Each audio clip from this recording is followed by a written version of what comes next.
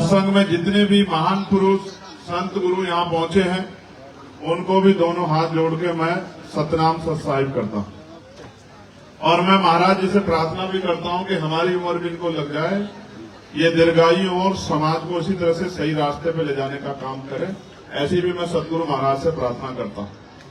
और यहाँ उपस्थित मेरे सामने इस क्षेत्र के बहुत सम्मानित, समझदार, जिम्मेदार, ज्ञानी नौजवान, बड़े बुजुर्ग, माताएं बहनें, छोटे बच्चे, छोटी बच्चियां, पुलिस के भाई, मीडिया के साथी, मैं आपका भी बहुत बहुत धन्यवाद करता हूं। मुझे बहुत सारी बातों पे आपसे बात करनी, लेकिन ये कहा गया है कि व्यक्ति को सच बोलना चाहिए, चाहे तलवार क्यों नहीं गर्दन पे आ जाए। अगर आप तलवार के डर से झूठ बोल बैठे तो फिर आप कभी सत्य के मार्ग पे नहीं आगे बढ़ पाओ। अच्छा मौका है, मैं सच बोलूंगा और उम्मीद करूंगा कि सच लोगों को सुनने की आदत भी हो। प्यारे भाइयों, जैसा संतों ने कहा ये सत्संग है, तो मेरा आपसे पुनः एक बार आग्रह है कि आप जहां आपको जगह मिले बैठ जाओ। मुझे दोबारा किसी को नहीं कहना पड़े कि आप बैठ जाओ, ना मैं दोबारा किसी को कहूंगा। मैं भी आदत से मजबूर आदमी हूं, किरदार से भी मजबूर हूं। महापुरुषों ने मुझे मान सम्मान भी बहुत दिया है, उनकी दया दृष्टि भी मेरे ऊपर बहुत है। जब मेरे जैसा आदमी सत्संग में अपने आप आसानी से बैठा रह सकता है, तो मैं मानता हूं कि आप तो मेरे ही परिवार के लोग हो, आप तो बिना कहे आपको तो बैठे जाना चाहिए था। बार बार आपको क्यों कहना पड़ा कि बैठ जाओ बैठ जाओ। प्यारे साथ संगत जी, मैं उन तमाम महापुरुषों को भी याद करता हूं जिन महापुरुषों ने इस देश में समता मूलक समाज बनाने के लिए, इस देश में गरीब, बेसहारा, दबे कुचले लोगों को इज्जत सम्मान की जिंदगी दिलाने के लिए, इस देश की महिलाओं को इज्जत के साथ आगे बढ़ने की शक्ति देने वाली नीति को लागू कराने वाले राष्ट्रपिता ज्योतिबा फूले, मां सावित्रीबाई फूले, मां फातिमा शेख, छत्रपति साहू जी महाराज, विश्वरत्न, हम सबके नायक, युगों युगों जब तक युग रहेगा, इतिहास रहेगा, तो बाबा साहब अम्बेडकर सूर्य की तरह चमकते रहेंगे। और बाबा साहब अम्बेडकर को भी मैं नमन करता हूं, उनके चरणों में आदरांजलि अर्पित करता हूं। संत गाडगे जी महाराज, नारायणा गुरु, महामना रामसु वर्मा, बाबू जगदेव प्रसाद कुशवाहा, जननायक कपूरी ठाकुर, चौधरी चरण सिंह जी, कोतवाल धन सिंह गुर्जर,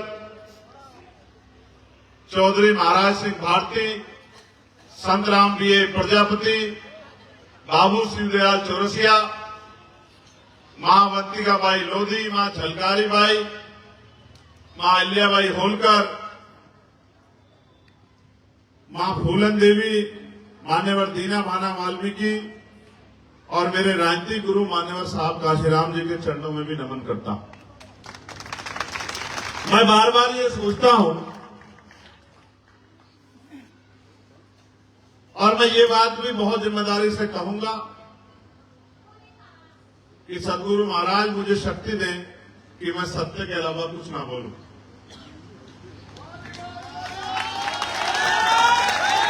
मैं बार बार ये सोचता हूं कि जब इस देश में राजतंत्र था, तो जिन लोगों को बराबर के हक अधिकार नहीं मिले थे, उनको गरीबी, बेबसी, लाचारी, बीमारी, तमाम तरह का अपमान, तकलीफ के साथ जीना पड़ता था। ये उनके भाग्य में लिखा हुआ था, क्योंकि राजशाही थी। राजशाही में जो राजा कहता है उसी को सत्य मान लिया जाता है, उसी का पहराव दिया जाता है। राजा दिन को रात कह दे तो रात मानी जाती है, रात को दिन कह दे तो दिन माना जाता है, क्योंकि उसमें जनता की बात कोई मायने नहीं रखती है, उसमें राजा की बात ही सर्वोपरि होती है। राजा के अपराध भी माफ होते हैं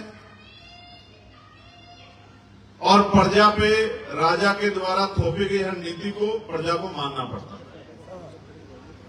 लेकिन सम्मानित मुझसे बड़े मेरे हम उम्र साथियों, मुझसे बड़े सम्मानित मेरे बड़ों, जब मैं गांव देहात में जाता हूं, संत यहां बैठे हैं, महात्मा महिपाल दास जी,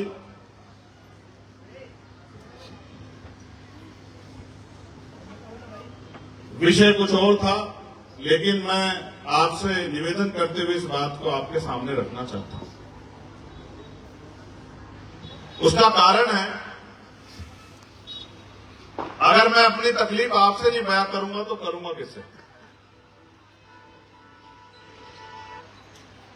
समाज के मार्गदर्शक लोग बैठे हैं, समाज के बीच में जाते हैं, समाज को रास्ता दिखाते हैं। मैं मानता हूं अखंड ज्योति सतगुरु समनदास जी जैसा सूर्य अगर ना जन्मा होता तो आज इतने लाखों लोगों के जीवन में इतना बड़ा बदलाव नहीं होता।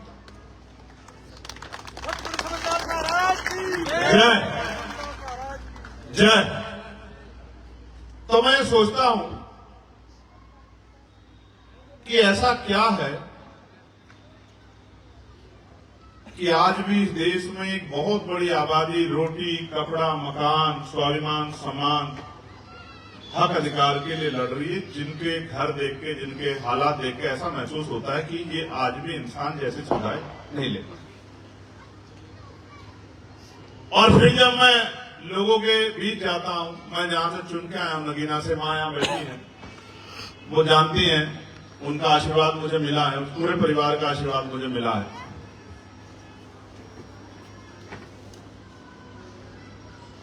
आज भी जब जाते हैं तो उनके कपड़े देखते हैं, गरीब लोगों के फटे हुए, उनके घरों के हालात देखते हैं, उनके खाने के बर्तन देखते हैं, और जो घर के हालात होते हैं, रहने की जगह, सोने की जगह, तो ऐसा लगता है कि ये एक अलग दुनिया है, और जहां से हम लोग घूम रहे हैं, मिल रहे हैं लोगों से, वो एक अलग दुनिया। एक ऐसा भी समाज है देश के अंदर जिनके यहां 50 तरह का भोजन बनता है और 50 में से कोई एक भोजन पसंद आता है, उसको खा लेते हैं, 49 तरह का भोजन कूड़े में चला जाता है। सच तो यह है कि उनके कुत्ते भी, उनकी बिल्लियां भी, उनके चिड़िया तोते भी हमसे, जो बहुत बड़ी आबादी देश में रहती है, उससे अच्छा भोजन खाती। उनके यहां जो कुत्ता वो पालते हैं, उसको बढ़िया दूध पिलाते हैं कि कुत्ते का पेट ना खराब हो जाए, बीमार होने पे बढ़िया दवाई कराते हैं, गर्मी आती है तो उसके लिए एसी लगाते हैं, बढ़िया बेड सजाते हैं, सर्दी आती है तो उसके लिए उसको स्वेटर जर्सी पहनाते हैं, गद्दों की व्यवस्था करते हैं, कंबल की व्यवस्था करते हैं। और एक तरफ वो लोग हैं जिनमें से मैं भी, अब तो मुझे तनख्वाह मिलने लगी है और मेरे ऊपर समाज का बड़ा आशीर्वाद है, मैं इस बात को स्पष्ट तौर पे कह सकता हूं। एक तरफ वो लोग भी हैं जो एक जर्सी में पूरा साल काट देते, एक जैकेट में पूरा साल काट देते, वो लोग भी हैं। तो हम लोग प्रदेश भर में, देश भर में जाते हैं, कहीं कहीं जुर्म जाती होती है, लोगों की आवाज बनते हैं, लोगों को न्याय दिलाते हैं, लोगों की तकलीफ दूर करते हैं। तो मैं शुरुआत सहारनपुर से करूंगा। मुझसे जेल में लोग पूछा करते थे कि चंद्रशेखर भाई, हमारा आंदोलन सहारनपुर में कैसा रहेगा? ईमानदारी की बात बता रहा हूं, मैं सतगुरु समनदास जी महाराज का शपथ लिया व्यक्ति हूं, मैं झूठ नहीं बोलता हूं। तो मैं कहता था हमारा आंदोलन सबसे कमजोर सहारनपुर में रहेगा। तो बोले क्यों साहब, शुरू तो यहां से हुआ। मैंने कहा शुरू यहां से हुआ है, लेकिन यहां का कोई आदमी निकट भविष्य में काम नहीं करेगा। यहां हर आदमी चंद्रशेखर होगा और वो सबको यही बात कहता फिरेगा कि हम चंद्रशेखर हैं, हम चंद्रशेखर के साथी हैं, हम चंद्रशेखर के घर के हैं, हम पुराने साथी हैं। काम कोई नहीं करेगा, और काम वहां आगे बढ़ेगा जहां काम करेगा। इस मंच पे जितने नेता लोग बैठे हैं हमारे 99% गांव की शक्लें नहीं देखते हैं। मैंने जीवन में ये देखा है और महसूस किया है। मैंने जीवन का मेरा अनुभव है कि गुरुओं के सामने बैठ के सीखा जाता है, गुरुओं के पीछे बैठ के आज तक इतिहास में कोई सीख नहीं पाया। जब गुरु गद्दी पे विराजमान होते हैं तो गुरु की तरफ पीठ करने वालों को कभी आगे बढ़ने का रास्ता नहीं मिलता है। जब गुरु गद्दी पे होते तो गुरु के चरणों में, गुरु के सामने जो होता है, गुरु की वाणी को जो ग्रहण करता है उसी को रास्ता मिलता है, वो आगे बढ़ता है। जिसकी पीठ गुरु की तरफ को होती है तो उसके हिस्से में कभी सम्मान नहीं आता। आज ये इतने बड़े हो गए हैं, यहां से 50 लोगों ने चिल्लाया बैठ जाओ बैठ जाओ बैठ जाओ, इनमें से एक आदमी उतर के नहीं गया कि जाके मैं अपना कोई काम देख लूं। इनको पता है कि मैं यहां बैठा हूं। जब मेरे सामने इनकी ये हालात हैं तो मेरे पीछे तो ये एक दूसरे के पीछे डंडा लेके घूमते होंगे। मैं ये बात बहुत दिन पहले कहता था और यही शामली वाले हमारे नीटू भाई आज यहां साथ आए नहीं है। एक दिन मीटिंग में उन्होंने मुझसे पूछी, मैं जेल में बैठा हुआ था 16 महीने जब जेल में रहा, कि भैया, मैंने कहा मेरी बात पत्थर की लकीर है, सहारनपुर मेरा सबसे कमजोर रहेगा और जिस दिन ताकत बन जाएगी सहारनपुर मेरा किला हो जाएगा, यहां पत्ता भी मेरे बगैर नहीं हिलेगा। मेरी बात को याद रखना।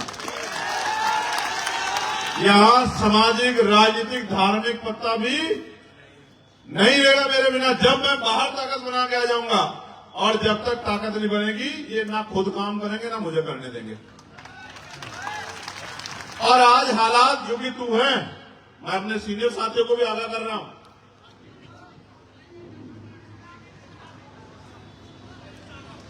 चंद्रशेखर मां के पेट से जन्म नहीं लेते, चंद्रशेखर संघर्ष से पैदा होते हैं।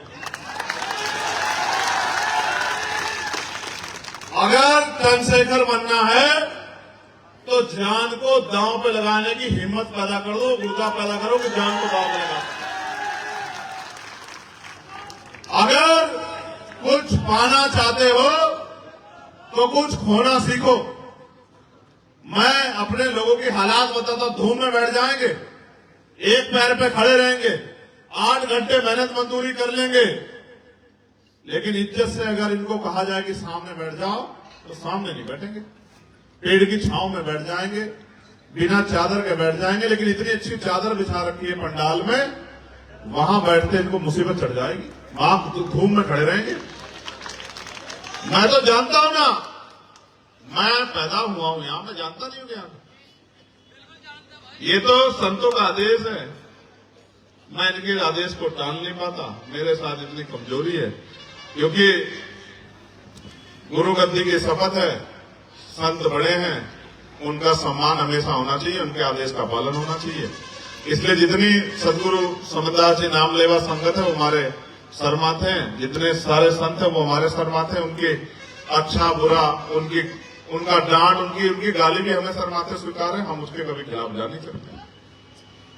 गुरुओं की सुननी भी चाहिए। लेकिन जो लोग मुझे नेता मानते हैं, जो लोग मेरे जैसा बनना चाहते हैं, और उनके हालात क्या है, मुझे आज उनके ऊपर शर्म आ रही है।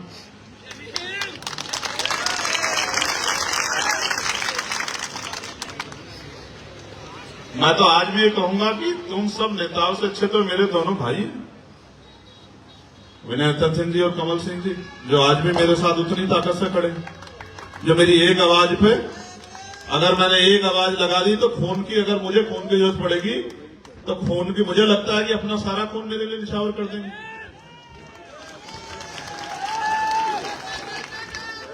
प्यारे साथियों, मैं बहुत लोगों की गारंटी नहीं लेता हूं, लेकिन मैं आपको एक वचन देकर कह सकता हूं, जब तक हम भाई हैं और हमारे खून में, शरीर में लहू का आखिरी कतरा है, हम अपने प्राणों को बलिदान कर देंगे, लेकिन आपके सम्मान स्वाभिमान से समझौता नहीं करेंगे, याद रखें। और ये लड़ाई मांगने की नहीं है, लड़ाई देने की है। और ये मिशन जो है महापुरुषों का, ये इस महामिशन में वही आदमी काम कर सकता है जिसको कुछ पाने के लिए कुछ खोने की इच्छा हो जिसके अंदर। मैं आपको एक सच से वाकिफ कराता हूं। मैं मानता हूं कि आदमी पेट के लिए सब कुछ करता है, मेहनत करता है, मजदूरी करता है, गाली खाता है। मैं देखता हूं ना, लोग पसीना चलता है, खेत में काम करते हैं और मालिक 4 बुरे शब्द भी कह देता है, सुनते हैं।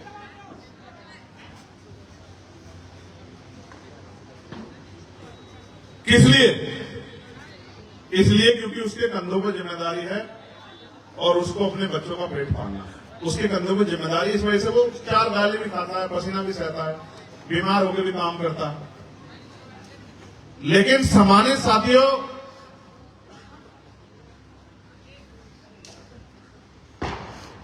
हम 8 घंटे मेहनत मजदूरी करना सीख गए,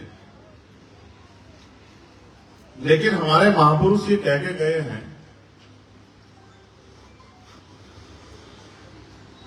कि political power is the master की।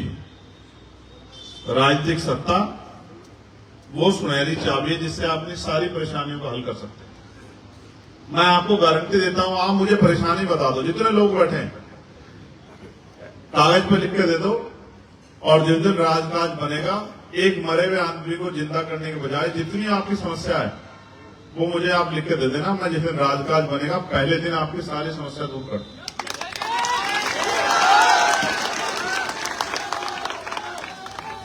मैं कह रहा हूं, इतनी बड़ी समस्या क्यों ना हो, हम 8 घंटे मेहनत मजदूरी करना सीख गए हैं, हम चुगली करना सीख गए हैं, बुरा भला कहना सीख गए हैं, गाली देना सीख गए हैं, नीचा दिखाना सीख गए। लेकिन हम ये नहीं समझे कि हमारे गुरुओं ने क्या कहा। हमारे गुरुओं ने कहा, सत्संगत मिल रही है माधो जैसे मधुमक्खी, वही कामयाब होगा जो मिलजुल के रहेगा, जिसमें भाईचारा होगा। और उसका उदाहरण उन्होंने दिया कि अगर मिलजुल के रहोगे, इस तरह जिस तरह मधुमक्खियां रहती है, तो अगर एक मधुमक्खी की तरफ कोई आंख उठाता तो सारी मधुमक्खियां ये नहीं पूछती कि आंख उसकी किसकी तरफ उठी थी, सब एकजुट होकर उसकी तरफ चल पड़ती हैं। तो सामने वाले के पैर कमजोर पड़ जाते हैं, कम कदम उखड़ जाते हैं, उसको भागना पड़ता है।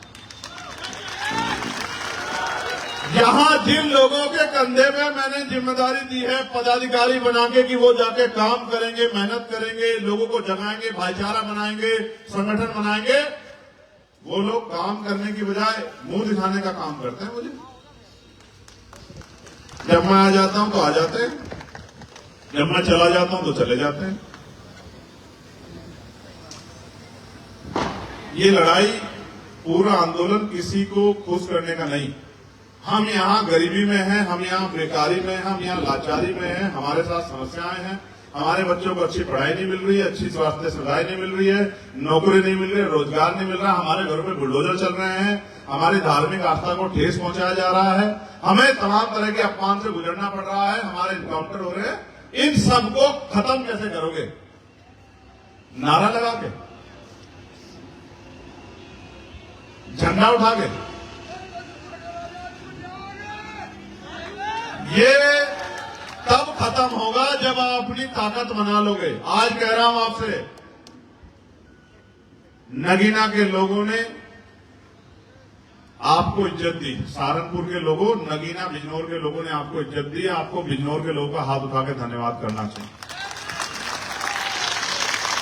मैं सांसद चाहे नगीना से बना है, देश के किसी भी कोने से बनता है, ये इज्जत सहारनपुर के लोगों को दी है। लोगों ने सहारनपुर पे भरोसा किया, सहारनपुर के खून को अपना खून माना।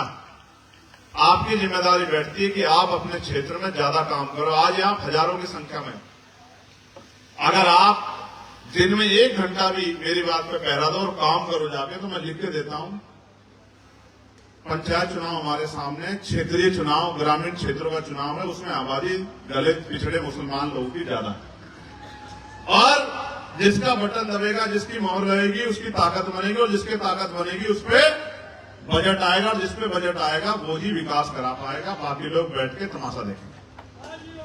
जो प्रधान बनेगा वही सड़क बनवा पाएगा, वही खड़ंजा लगवा पाएगा, वही बिजली की लाइट का खंभा लगवा पाएगा, वही और गांव में पंचायत घर बनवा पाएगा, वही धर्मशाला वही विकास के कार्य कर पाएगा। और जो 1 वोट से हार जाएगा वो क्या करेगा? वो प्रधान को 5 साल बुरा ही कहता रहेगा कि प्रधान बुरा है, बुरा है, बुरा। थम जाओ, थम जाओ, थम जाओ, थम जाओ, थम जाओ, थामत रखो। मैंने आपको क्या बताया? बहुत गौर से सुनना। एक गांव में 500 वोट है, 400 वोट पड़ी, एक आदमी को 200 वोट मिली, दूसरे आदमी को 199 वोट मिली। जीता कौन? कौन जीता? 201 वाला, ठीक है। हारा कौन? 199 वाला। अंतर क्या है? 2 वोट का। एक वोट इधर गिर जाए तो टाई हो गया, फिर पर्ची गिरेगी, पता नहीं क्या क्या होगा, कैसे बनेगा। एक एक वोट अहमियत रखती है, लेकिन हमारे नेता एक एक वोट को सोच के बैठे हैं कि हम क्यों तैयार करें, इनको तो चंद्रशेखर आके तैयार करेगा गांव में। ये तो उसका काम है, क्योंकि चंद्रशेखर अपने घर का काम कर रहा है। मैं बहुत सच्चाई की बात बता रहा हूं। 28 अगस्त थी भाई, जून 28 जून को देवबंद में जो मेरे ऊपर गोली चली थी, देवबंद के लोग यहां हैं, मैं अजय के घर से आ रहा था, देवबंद में जब मेरे ऊपर गोली चली, जिन लोगों ने गोली चलाई उन्होंने मेरे सामने खड़े होकर जश्न मनाया। उनको लगा कि ये मर गया। मैं आपको भी बता रहा हूं, गोली चला के 4-5 गोली चला के लगा उनको कि मर गया। तो सामने 10-20 मिनट 15-10 मीटर करीब होगी, कितने मीटर होगी? कौन है हमारी टीम में? डॉक्टर साहब, आप तो थे, कितने मीटर खड़ी होगी सामने गाड़ी? 6-7 मीटर होगी। 6-7 मीटर पे उन्होंने खड़े होके खूब मुस्कुराहट ली और हवा में गोली चला के अपने आप को ये महसूस किया कि उन्होंने जिस काम के लिए आए थे वो काम हो गया। खुश हुए वो, और फिर वो अपनी गाड़ी को लेके चले गए। उनको लगा वो जिस मकसद से आए थे उनका मकसद कामयाब हो गया। अब आप ये देखो, अगर वो गोली 1 इंच इधर हो जाती तो आज यहां इस प्रोग्राम में चंद्रशेखर आजाद की तस्वीर लग रही होती है आपके, ठीक है। आप कितने आरोप लगा लो, कितना उपहास ला लो, कितनी देर की बातें कर लो, लेकिन मैं चैलेंज करके कहता हूं कि अगले 10 साल में भी एक चंद्रशेखर पैदा नहीं कर पाते आप, क्योंकि उसको पता है कि उसके लिए कोई गोली इंतजार करना। ना आप व्यक्ति को पहचानते, ना व्यक्ति के किरदार को पहचानते। आप इस सहारनपुर के रहने वाले हैं, 16 महीने आप मेरे साथ थे, 16 महीने मैंने जेल काटी। आप गवाह हैं, अगर मैंने आप में से किसी के आगे आंसू बहा के कहा हो कि मुझे निकाल दो, मुझे जेल में नहीं रहना, आप गवाह हैं। जितने लोग यहां बैठे हैं, इतिहास गवाह है, मैंने कभी आंसू नहीं बहा जेल के लिए, और मैंने कभी नहीं कहा, इतिहास गवाह नहीं है, मैं इस बात का साक्षी हूं, वकील मेरे साथी इस बात के गवाह हैं, दोनों भाई यहां बैठे। मैंने कहा एक एक बच्चा जब बाहर चला जाएगा उस दिन के बाद मैं बाहर आऊंगा, जब तक सब लोग यहां से बाहर नहीं जाएंगे तो मैं बाहर नहीं जाऊंगा। कल किसी की मां से मैं किस तरह आंख मिला पाऊंगा कि उसका बच्चा जेल में है और चंद्रशेखर आजाद बाहर घूम रहा। 16 महीने में 2 बार जन्म लेता है बच्चा, 2 बार। 8-8.5 महीने का बच्चा जी जाता है। मैंने 16 महीने एक बार में इस दिन के लिए जेल काटी कि जिस दिन मुझे अवसर मिलेगा मैं इस अन्याय की ऐसी व्यवस्था बना के इस अन्याय का इलाज करूंगा कि दोबारा किसी गरीब के बेटे को कोई झूठे मुकदमे में फंसा नहीं पाएगा, किसी गरीब की बेटी की तरफ कोई आग नहीं उठा पाएगा। अगर यह रास्ता सुख सुविधाओं का होता तो मैं आपको सच कह रहा हूं कि अगर इस रास्ते में सुख सुविधाएं होती तो मैं रास्ता कभी नहीं चुनता, क्योंकि मैंने अपने जीवन को अपने गुरुओं संतों के नाम, महापुरुषों के आंदोलन के नाम, उनके अधूरे सपनों के नाम समर्पित किया है। अगर ये रास्ता सुख सुविधा का होता तो मैं इसको कभी स्वीकार नहीं करता। ये संघर्ष का रास्ता है और यहां हर एक दिन चैलेंज है। आपको मानसिक रूप से तैयार रहना है, शारीरिक रूप से तैयार रहना, आर्थिक रूप से तैयार रहना है, आपका आलोचना आरोप के लिए तैयार रहना है, और चारों तरफ। और आज हालात ऐसे हैं, मैं सहारनपुर में खड़ा होकर कह रहा हूं कि देश की कोई पार्टी एक भी ऐसी नहीं है जो ये नहीं सोचती सुबह शाम की ये आदमी जितना जल्दी मर जाए उतना हमारा भला।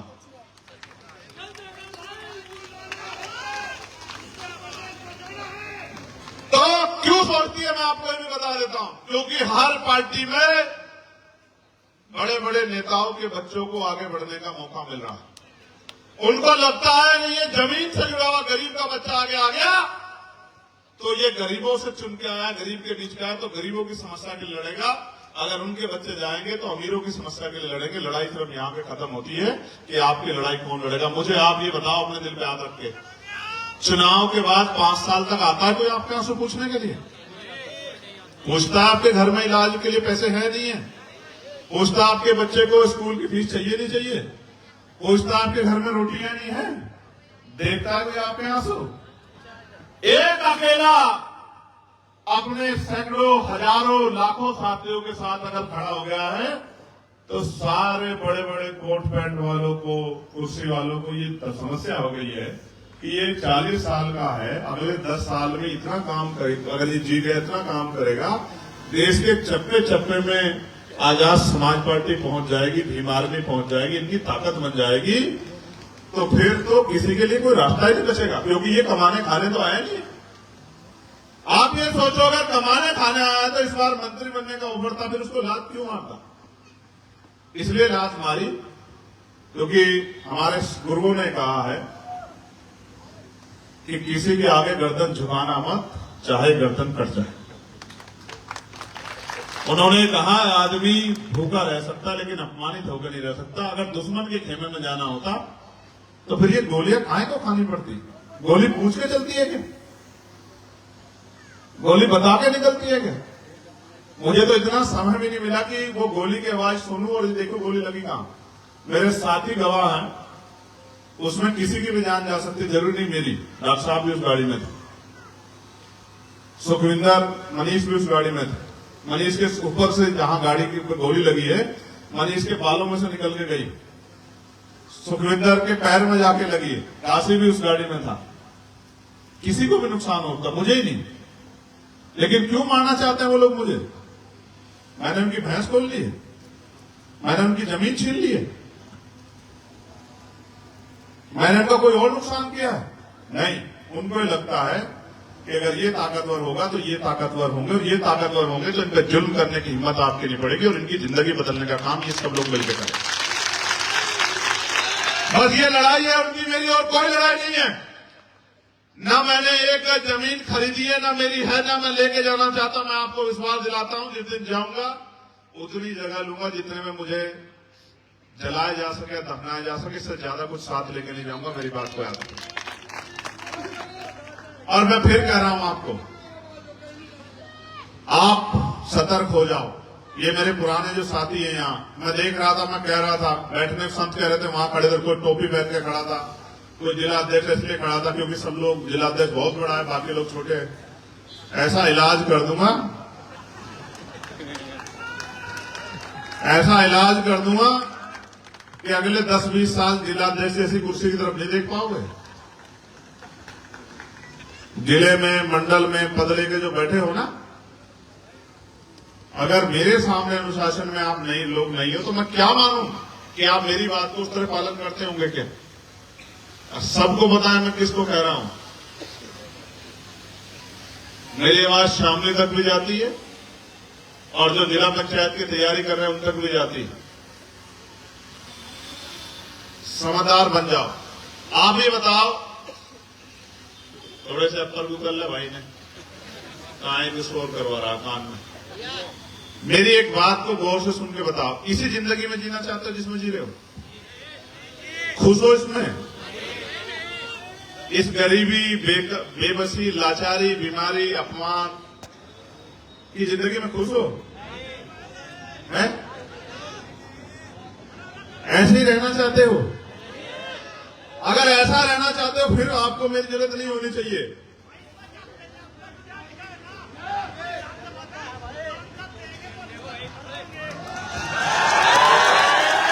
सीधे लोग हैं, सीधे। एक मिनट बैठ जाओ, ये मेरे शेर, एक मिनट बैठ जाओ। ये सीधे लोग हैं, भावुक लोग हैं। इनको इतने लंबे समय तक ठगा गया है। अब ये हर आदमी को पिन मार मार कर देखते रहते हैं कि भाई ये सच्चा है, झूठा है, सच्चा। इतने दिनों में ऐसा ना हो कि वो आदमी निकल जाए, क्योंकि जीवन का भरोसा थोड़ा ही है। मैं आपको कह रहा हूं, अगर आप ये मानते हैं कि आपके जीवन में सब कुछ अच्छा है तो फिर साथ मत दो। चैन से जो कोई आपको कुछ भी कह दे उसकी बातों को मान लो। और अगर आप ये मानते हैं कि ये आपका असल खून है, ये आपको धोखा नहीं देगा, मिट जाएगा, तो फिर घर से निकलो, पहले अपने गांव को तैयार करो। गांव में जो और भाई रहते हैं अन्य जाति धर्म के, उनमें भाईचारा पैदा करो। अब तक हम सबको बनाते आए, उनसे कहो कि आप हमारे साथ खड़े हो जाओ, आपकी तरफ कोई आंख उठाएगा तो आपकी जहां पसीना पड़ेगा हम लोग खून देने का काम करेंगे। यहाँ इसी जिले में, इसी प्रदेश में आज मुसलमानों के क्या हाल है तुलसीदास जी? ये हाल है मुसलमानों के कि सुबह निकलेंगे तो ये नहीं पता शाम को इज्जत से घर पहुंच जाएंगे, ये हाल है। ये नहीं पता कि कोई दाढ़ी के नाम पे, टोपी के नाम पे, धर्म के नाम पे खाल उतार लेगा, नहीं पता है। और अगर उनके लिए कोई लड़ सकता है तो ये नीले पटके वाले लोग, कमजोर वर्गों के लोग ये लड़ सकते हैं। आज हमारे गुर्जर समाज के लोगों को तमाम तरह का अपमान सहने के लिए मजबूर किया गया, और जो लोग लड़ने आए स्वाभिमान के लिए उनको मेरठ में जेल में बंद कर दिया गया, कोई पूछने वाला नहीं। जब मैं यहां से जाने घोषणा करता हूं तो सारे नेताओं को लगता है ऐसा ना हो कि ये बहुसंख्यक गुर्जर समाज चंद्रशेखर आजाद की तरफ चला जाए, तो फिर दौड़ने लग जाते हैं कि हम भी आगे, हम भी आगे। मैं आपको ये कह रहा हूं, अभी तो मैदान सजा है ना, अभी तो जुमे 8 दिन हुए, अभी तो मैं आया हूं मैदान में, अभी तो आया हूं। मुझसे जो पुराने नेता हैं, जो लोग मेरा उनसे कंपैरिजन करते हैं, कैसे हो सकता है? वो इतने बड़े हैं, उनके कद के सामने मैं बहुत छोटा सा हूं, उनको इतनी बार मौके मिले, मुझे मिला क्या है अभी तक? एक मौका चंद्रशेखर आजाद को बराबरी का मिलने तो दो, फिर कंपैरिजन करना, फिर कंपैरिजन करना। देखो मेरी बात को सुनो, कोई गलत बात नहीं है, किसी को बुरा नहीं कहना, किसी के आलोचना नहीं करनी, सब अपने हैं। भाई आप इनको मोटरसाइकिल मिली है बजाज की पल्सर 200 सीसी, और मुझे भी बजाज की पल्सर 200 सीसी मोटरसाइकिल मिली है। मैदान खाली है, रेस है, आपको आपकी मोटरसाइकिल आपके पास, मेरे साथ रेस लगाओ, जो जीत जाएगा। यही तो मुकाबला है ना बराबरी का। अगर आप में पल्सर है और मुझे वो दे दो प्लेटिना और कहो मुकाबला कर लो, ऐसा हो सकता है क्या भाई? समझे नहीं समझे? तो अभी तो चंद्रशेखर मैदान में आया है, अगले 5 साल में अगर वारे नारे ना कर दिए तब कहना कि चंद्रशेखर आजाद जैसा दूसरा हो सकता है।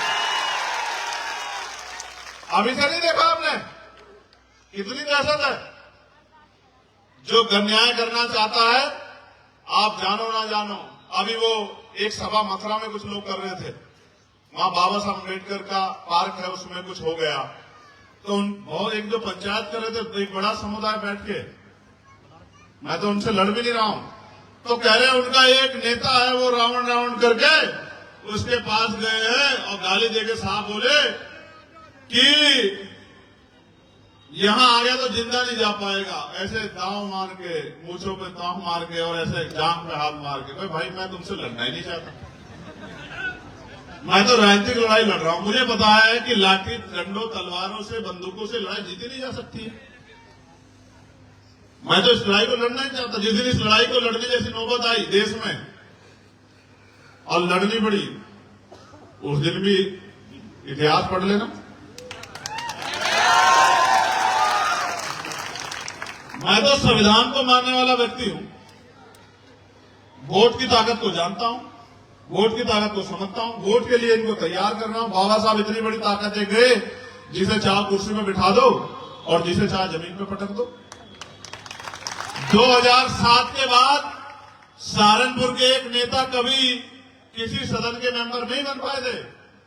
इस बार आपकी ताकत नहीं, उनको लोकसभा में चुन के जो है वो दिल्ली भेजने का काम किया। आपको याद है नहीं याद है?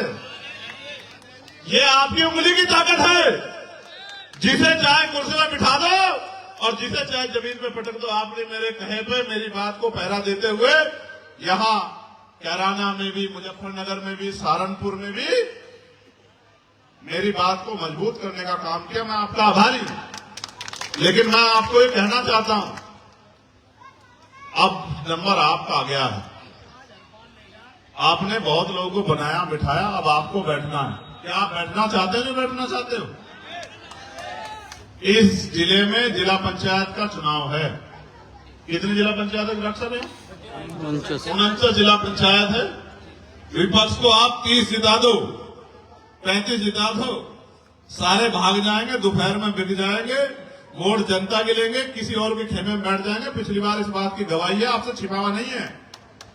पिछली बार कितने किस पार्टी के भाग गए थे आपको पता है नहीं पता है? तो एक चीज और जान लो, जिला पंचायत सदस्य के पास बजट नहीं होता, जिला पंचायत अध्यक्ष के पास बजट होता है। आपने सदस्य को वोट दिया और वो सदस्य भाग गया, तो जिसके ज्यादा सदस्य होंगे उसका बहुमत बनेगा, उसका वोट बनेगा। तो मैं आपसे आज ये मांगना चाहता हूं, जिला पंचायत सदस्य का चुनाव आ गया आपके सामने, मेहनत करना, घर से निकलना, ये सोचना प्रत्याशी नहीं लड़ रहा है, मैं लड़ रहा हूं, मेरा भाई लड़ रहा है, चंद्रशेखर आजाद ने आवाज दी है, मुझे उसकी ताकत बना के देनी है। उससे आंख मिला के कह के दिखाना है कि देख भाई, मेरे गांव में 700 वोट थे, 550 पड़े, 525 तुझे देकर दिखाया है, अपना काम कर दिया। अब तेरी जिम्मेदारी है कि इनको संभाल के अपनी ताकत बना के हमारे क्षेत्रों में काम करवा के दिखाना।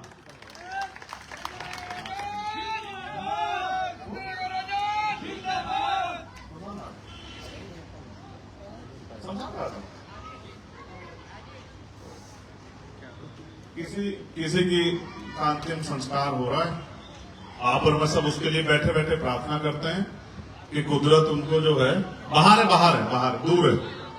पहले आप ऐसे दोनों हाथ ऐसे जोड़ो, नहीं पता किस जाति के किस धर्म के, कोई फर्क भी नहीं पड़ता है। अच्छे काम सबके लिए, बुरे काम किसी के लिए नहीं। आप सब लोग प्रार्थना करो, वो जिस भी परिवार से हैं, कुदरत उनको, सतगुरु महाराज उनको अपने चरणों में स्थान दे और उनके परिवार को दुख सहने की शक्ति दे। कोई भी हो, चाहे किसी भी समाज का हो, इंसानियत के सबसे बड़ा जो धर्म है वो इंसानियत है। ऐसे दोनों हाथ जोड़ के 1 मिनट के लिए मौन करके प्रार्थना कर लो। मैं भी माइक रख रहा हूं।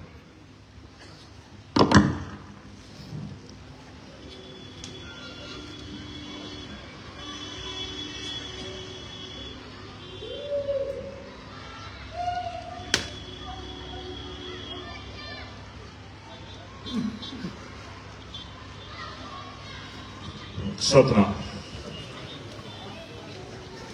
तो भाई मैं आपसे कह रहा था कि आप अपना काम कर देना। मैं कह रहा था विपक्ष के आप 40 जिता दो, 40 के 40 भाग जाएंगे, कोई भी बना पाएगा। अगर किसी के डंडे झंडे में दम है तो वो आजाद समाज पार्टी काशीराम है, जो जिला पंचायत अध्यक्ष बना था। मैं आपको हाथ जोड़ के कह रहा हूं, इस बार निराश मत करना। निराश तो नहीं करोगे? दोनों हाथ उठा के बताओ, निराश तो नहीं करोगे? जिस बैनर पे आप फोटो मेरी देख लो, क्या समझोगे कौन है वो प्रत्याशी? वो ये समझ लेना कि वो चंद्रशेखर है और इसको हमें ताकत देनी है। ऐसे उसमें मत पड़ना कि उससे कहोगे शराब ले जाओ, हैं? ऐसी चीजें तो नहीं मांगोगे उससे। इसका भी उदाहरण बता देता हूँ, गौर से सुनो, बैठ जाओ भी आप लोग, जल्दबाजी मत करो, बैठ जाओ। इस तरह अगर आप नहीं बैठोगे तो बात मजे नहीं आएगी। देखो इनको, देखो तो बैठना, देखो गौर करो, बसो, बहुत काम की बात है, बैठ जाओ। देखो, जब आप उससे चुनाव में शराब मांगोगे, खाना मांगोगे और इधर उधर की चीज मांगोगे, उसके पैसे खर्च कराओगे, तो जब वो पैसे खर्च करेगा तो फिर वो आपका काम नहीं करेगा। ये बात आप जानो। और बाबा साहब ने कहा कि मैंने वोट का अधिकार आपको दिला दिया आपकी गुलामी से मुक्ति के लिए। और काशीराम साहब ने कहा कि हमें अपने वोट की रक्षा ऐसे करनी है जैसे बहन बेटियों की रक्षा करनी होती है। कोई अपनी वोट को ब्रिजेश दास जी बेचता नहीं है। अगर आपने उससे कुछ भी मांग लिया तो समझो आपने अपनी वोट को बेच दिया। कोई अपनी बहन बेटी को नहीं बेचता, इसलिए स्वाभिमानी बनो। जब स्वाभिमानी बन के आप उसे वोट दोगे तो गिरवान पकड़ लोगे उसका कि काम क्यों नहीं हो रहा मेरे क्षेत्र में। और जब उससे इस तरह की डिमांड करोगे तो वो आपके सामने को जाएगा और आपसे कहेगा बोतल भूल गया। उस दिन कह रहा था बोतल चाहिए, अंग्रेजी की बोतल, तो बोतल मिल गया, बीच में बताना। और ये जो मेरी माएं बैठी है इनसे कह रहा हूं, देखो मेरा बस चले तो मैं एक दिन में शराब बंद करवा दूं। मैं सच कह रहा हूं, वचन देकर। अभी मेरे को ताकत नहीं, क्योंकि शराब ने जितना बेड़ा गर्क मेरे लोगों को किया किसी का नहीं किया है शराब। मैं आज आपको कह रहा हूं, चाहे सरकार को कितना आर्थिक नुकसान हो जाए, इसके शराब के मैं डायनामाइट लगा दूंगा, उसमें जितनी ताकत बनेगी कोई शराब के आधार पर किसी को और किसका नुकसान होगा। हालांकि जो लोग शराब पीते हैं वो मुझसे कह रहे होंगे अंदर अंदर कि ये भाई हमारा है और नुकसान भी हमारा ही करने की बात कर रहा हूं। मगर आप जानो, नशा करो, कौन मना कर रहा है? गुरु जी के विचार का नशा करो, गुरु जी की बात का नशा करो, तरक्की का नशा करो, शिक्षा का नशा करो, रोजगार का नशा करो, पैसे कमाने का नशा करो, शक्ति बनाने का नशा करो, ऊंची कुर्सी पर बैठने का नशा करो। ये नशा भी कोई नशा है जिसमें अपमान भी सहते हो, गाली भी खाते हो और नुकसान भी सहते हो। नशे में अपनी बीवी बच्चों के हिस्से का जो पैसा, उनके इज्जत सम्मान का, उसको लुटा देते हो, कर्ज में डूबते हो। ऐसे नशे के लिए मैं कभी आपको नहीं कह सकता। इसलिए माताओं बहनों से भी कहूंगा, दोनों हाथ उठा के पहले तो आशीर्वाद दो, अब कहो कि दीर्घायु रहो। हिंदी में कह दो, हिंदी में साधारण भाषा में कहो कि लंबी उम्र हो तुम्हारी। हाँ ठीक। 10 साल की उम्र के लिए प्रार्थना कर लो महाराज जी से, सतगुरु महाराज का आशीर्वाद होगा, जी जाऊंगा। और जी गया 10 साल, अगर आपकी आंखों में आंसू आ गया तो जो कहोगे वो हार जाऊंगा, मेरी बात को याद रखना। मेरे भाइयों, मेरी बहनों, माओ, बड़े बुजुर्गों, ये लड़ाई स्वाभिमान सम्मान की और ये उसी ताकत से लड़नी। मैं आपका धन्यवाद करता हूं और एक आग्रह आपसे करता हूं, नेता लोगों से भी। डीपी सिंह जी यहां बैठे हैं, महरूब भाई यहां बैठे हैं, तमाम हमारे साथी मौसम साहब बैठे हैं, अनिल साहब बैठे हैं, करणवीर साहब बैठे हैं। सबसे कह रहा हूं फील्ड में जाओ। ये तमाम हमारे साथी बैठे हैं, रोड साहब बैठे हैं, आज इनसे मुलाकात हुई। मैं आप सबको कह रहा हूं, जमीन पे जाओ, क्षेत्रों में निकलो, नीस भाई हैं, गलियों में जाओ, गांव में जाओ, अपनी बात को कहो। और जब आप अपनी बात को कहोगे, 10 आदमी सम्मान करेंगे, 2 आदमी विरोध करेंगे, उन 2 आदमी की बात का जवाब दो। उनसे पूछो कि आप क्यों नाराज हो, आप क्या चाहते हैं। मैं ये भी तो वही है, आप और हम एक ही आंदोलन में से निकल के आए हैं ना, बात बताओ। इसी नीले आंदोलन से निकल के आए ना, इससे पहले भी थे नहीं थे वहीं। सहारनपुर गवाही लिया क्या कोई रैली हमारे वगैरह हुई थी क्या कोई? क्यों भाई भरत, तमाम लोग हम ही कामयाब कराते थे ना रैलियां, पिछले आंदोलन की भी हम ही लिखते थे ना बदन पे यहाँ पार्टी का नाम। और आज हम पराये हो गए, आज हम एजेंट हो गए। आप समझो, वो पेड़ हमने लगाया था, वो पेड़ हमने सींचा, वो फल फूला, उस पेड़ ने हमें छांव दी, उस पेड़ ने हमें फूल दिए, उस पेड़ ने हमें फल दिए, उस पेड़ ने हमारा संरक्षण दिया। आज वो पेड़ सूख गया है, उसके भरोसे रहेंगे तो कल हमारा बच्चा स्कूल में नहीं घुस पाएगा, कल हमारा बच्चा कुर्सी पर नहीं बैठ पाएगा। हमें अपने बच्चों का इंतजाम करना है, इसलिए हमें दूसरे पेड़ को मजबूत करना है। इसलिए मैं किसी को ना आज बुरा कहता, ना कल बुरा कहता, ना कल बुरा कहूंगा। मैं एक ही बात जानता हूं, जो आया है वो जाएगा, जो बना है वो नष्ट होगा, और अहंकार कभी नहीं रहता। लोकतंत्र में जनता मालिक है, जिनका हाथ जिनके सर पे होगा वो नेता होगा, वो ताकतवर होगा, और जो ताकतवर होगा उसी को काम करने का मौका मिलेगा। मेरी तो ताकत आपके पास है, आपको तय करना है कि आप मुझे ताकतवर बनाना चाहते हैं, बनाना। आपने मुझे इतना प्यार दिया, मेरी बात मान के कुछ गैर जिम्मेदार नालायकों को छोड़ के जो खड़े, कुछ है बस ये, बाकी बहुत जिम्मेदार लोग हैं। सब लोगों ने मेरी बात को ध्यान से सुना, संतों ने इतना समय मुझे दिया, मैं दोनों हाथ जोड़कर उनको सतनाम सत्साहिब करता हूं, जय गुरुदेव धन गुरुदेव करता हूं। आज हमारे संतों को कहां सम्मान मिलता है?